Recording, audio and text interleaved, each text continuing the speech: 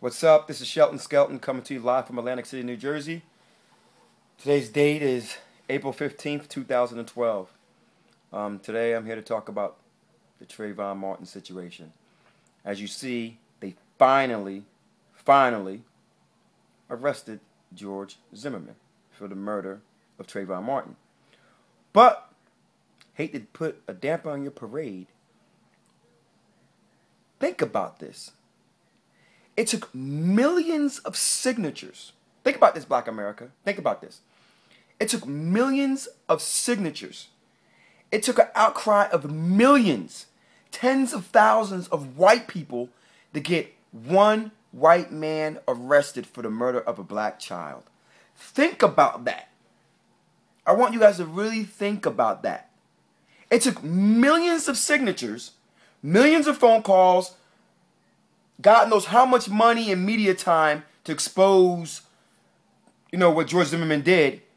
And we had to get the governor, the president of the United States, the U.S. Attorney General of the United States, and the governor, like I said, the governor of the state of Florida, the state attorney of the whole entire state of Florida, just to get one white man arrested.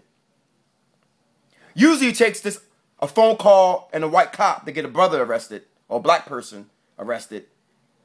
But to get this white man arrested for murder, for murdering a young black 17-year-old unarmed kid, it took almost an act of Congress. It shows you how we don't have no power in this country. All we have power to do is buy clothes, buy jewelry, spend money. That's all we can do. We can buy all the Ciroc we want. We can buy all the we can make all the rap music. We can play all the basketball, baseball. We can play all the sports we want to do. That's all the thing we have power to do. And we can't even do that without a white man buying the team, owning the team, and signing us to the team.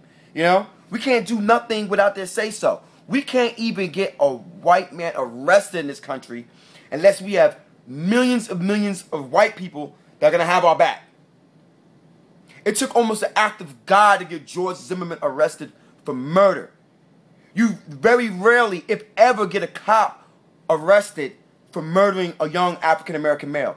Hardly ever happens. I can't remember a case. I think maybe one or two cases ever in the history of the United States where a white cop was arrested for the murder of an African-American male.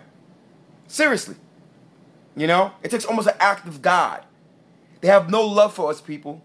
And when I say that, I'm talking about the white racist elite in this country. I'm not talking about your average, everyday white person walking around that's struggling just like we are. So this is not a race thing. I mean, it's not, a black or white thing. It's an evil that needs to be eradicated. It's a racism that exists with the white racist elite people. Unfortunately, white people, you might say, oh, what you're saying is racist. No. The people that run this country are white. Plain and simple. You can't argue with that. And the vast majority of those people that are white that run this country have a disfavorable view of black people. And the people that they teach and they mentor, they give them the same distaste for our people. And this is what white people in white America they fail to understand. They feel that this is a figment of people's imaginations. No. So, once again, black people out there in Facebook and YouTube land, people in general, that's the big picture you need to think about. You might say, oh, justice was served. No, it was not. Look what we had to do and go through just to get a guy arrested for murdering one of your children. One of our children. Think about that. Think about that.